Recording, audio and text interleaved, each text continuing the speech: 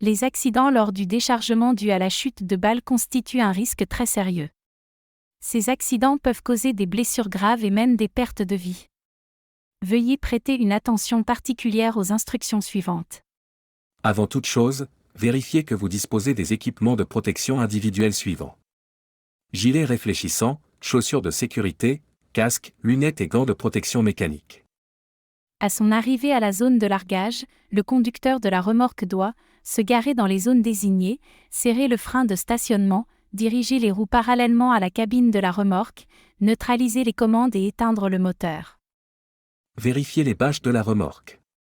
Si vous détectez un renflement, n'ouvrez pas la toile, car cela peut indiquer qu'une balle a expiré contre elle et qu'il y a un risque de chute. Restez à l'écart et prévenez le personnel de CARPA. Une fois que vous avez vérifié que les bâches sont correctes, placez une cale de chaque côté d'une des roues du véhicule et suivez les étapes ci-dessous.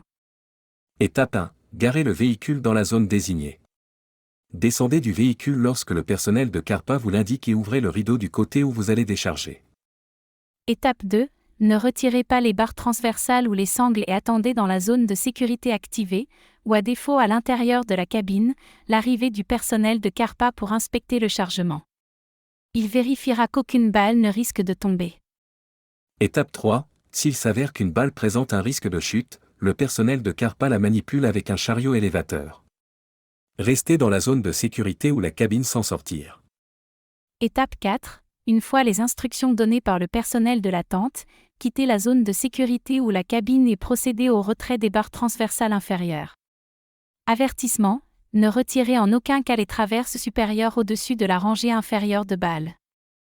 Étape 5. Procédez ensuite au retrait des sangles. Attention, lors du retrait des sangles, veillez à ce que les balles supérieures ne bougent pas au risque de tomber. En cas de risque, arrêtez-vous immédiatement et éloignez-vous du véhicule.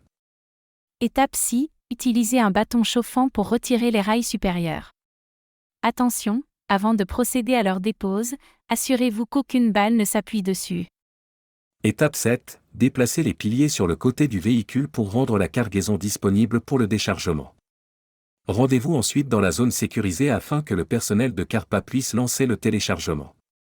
Étape 8. Le personnel de CARPA déchargera le véhicule. Restez dans la zone de sécurité jusqu'à ce que l'opérateur vous dise de partir. À ce moment-là, vous devez répéter toutes les étapes précédentes dans l'autre moitié de la charge où vous avez laissé la toile et les piliers déplacés.